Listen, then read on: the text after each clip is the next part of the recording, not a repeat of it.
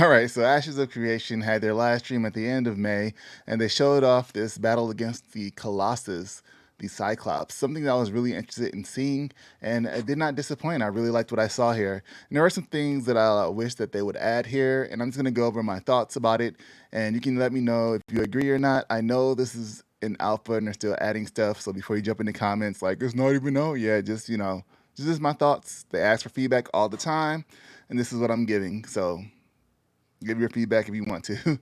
With that said, let's go ahead and jump into this. I thought it was pretty cool when they were walking around and he was following them around and you can hear him knocking down trees in the background and the trees actually knocked down. That was a pretty cool effect. They did say in the question and answers that he would be leaving footprints as one of the larger monsters. Larger world monsters will leave footprints, but some of the other ones won't. I think that's cool. I think though that because he's knocking down resources, that he should also have those resources able to be picked up. So if somebody was either brave enough to go behind him and try to pick them up as he knocked them down, that would be kind of a cool thing. Or he gathered them when he got killed, all of the trees and stuff he knocked down in the fight or something like that, he would get the resources from that. The resource nodes could be, dispersed around that way.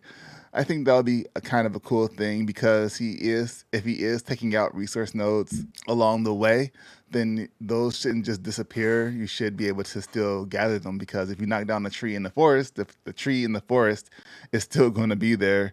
You just have to go and gather it. So with the trees not just laying on the ground until somebody picks it up, it should at least still allow you to get like some little node drops or something if you can, maybe if you had to find it or something like that, some node bundles. Even if it's not like a lot that you would normally get for doing it yourself, just something would be kind of cool. One of the things I noticed too is we just saw here on the screen that there's some new spell effects happening here, and some of the sound effects were okay. They're a little soft. That was pretty cool. I like the soft colors with the that they've added here, the softer colors. It looks like there's a hill going out. It's not like a traditional like green or light colored hill that you would normally see, sunbeam type hill. It's kind of like a lot of rainbow effects. And I don't know if that's to do with the coloring or it was like a mixture with this chain lightning that might be going on because he is the only enemy here that's on the screen. So that's pretty cool that we see that. I do like the colors and the way the spell effects look now compared to previous spell effects. Steven said that there would be some voice cues coming from the boss here, Tumak, and those are really necessary, I think. But also, not only those, I feel like the telegraphs in today's MMOs are really useful, and boss battles are still hard with them. So it doesn't make a boss fight easier because it has telegraphs on the ground that you can see where an attack is coming from. Because I'm looking at it and you're like, where is he charging at me from? And this boss moves a lot. Stuff's flying at you.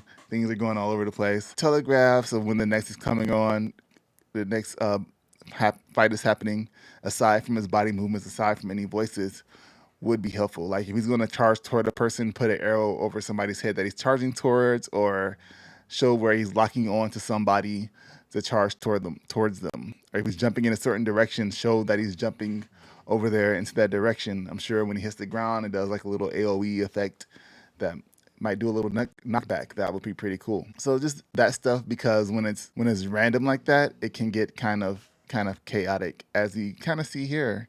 And a lot of other games kind of have that issue as well, where bosses don't really seem to kind of lock on to a target that's aggroing them. They just kind of like walk around and wander around all over the place, and then eventually maybe they go back to the aggro target. Like he just kind of took off in a direction, and so now all your melee have to chase him, and now they have to chase him all the way back to where the tank was, which is insane.